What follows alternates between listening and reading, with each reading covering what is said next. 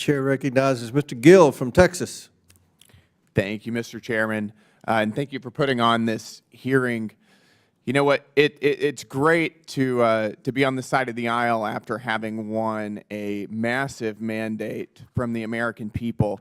President Trump, of course, winning not only the Electoral College, but the popular vote, delivering us a majority in the House and in the Senate.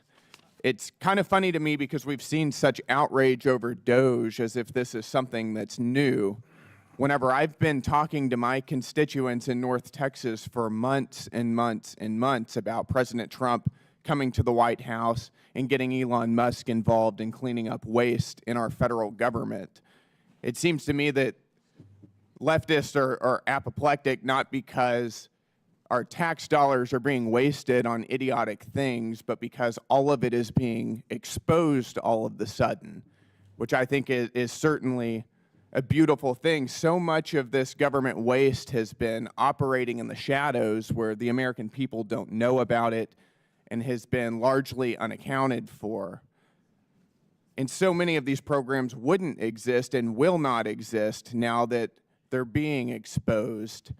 I could give so many examples of wasteful spending, but I'd like to name just a few and get y'all's opinion on these. Just recently, the Department of Health and Human Services spent over $400,000 studying whether lonely rats seek cocaine more often than happy rats do. Mr. Schatz, thank you for being here. I'd like to ask you, do you think that that's a responsible use of taxpayer dollars? No, it's not. And those are the examples that get people interested in doing more about wasteful spending. They're silly, but it's where their money is going.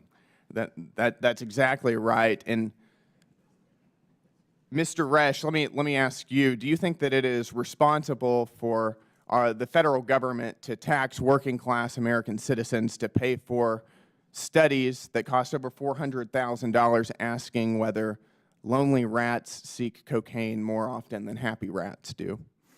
I have no position on that particular policy. I would need to know more. You have no position on whether we should be spending taxpayer dollars getting rats high on cocaine? I know that addiction is an important problem, and if it leads to insights that lead to reductions in addiction, I'm sure that it has a multiplying effect. If that's the case, you would have to see the indicator. I agree, and I'm going to reclaim my time here. I agree that addiction is a very serious problem, but I doubt that the plumbers and electricians and working class citizens of North Texas that I represent are going to be very happy whenever they find out that they're paying to get rats high. Let me give you another example. We've recently spent $123,000 to teach youth in Kyrgyzstan how to go viral. Mr. Schatz, do you think that that's a good use of taxpayer dollars? No, I don't. I don't either. What about you, Mr. Resh? No position. No position. Okay. Got it. Let's do another one then. We've recently spent over $3 million from the Department of State for girl-centered climate action. Mr. Schatz, is that an appropriate use of our tax dollars? I don't think so. Mr. Resh? No position. No position. Got it. What about, over the past 4 years, the United States has had a grotesque border crisis that was created by the federal government in the Biden administration.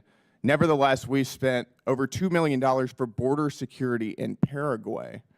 Mr. Schatz, let me ask you, do you think that that is an appropriate use given the context of American taxpayer dollars? Well, only if it impacted immigrants or whatever you want to call them, people coming to the United States illegally. That might have some merit, but depends on the purpose. I agree.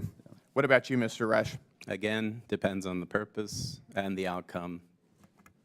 Got it. I think that that's incredibly enlightening. Over the past couple weeks, really, we have seen all of the nonsensical areas that our tax dollars have gone to. We found that our taxpayer dollars, we just found out today, are being sent to left-wing media outlets like Politico and the BBC. We've known for a long time that our tax dollars are funding NPR and PBS. We've seen our tax dollars go to left-wing NGOs, and I think that the takeaway is that large portions of the left's institutional ecosystem are dependent upon taxpayer subsidies, and I think that that's a problem. I'm thrilled Doge is here because we're going to get rid of it. Thank you, Mr. Chairman. I yield my time.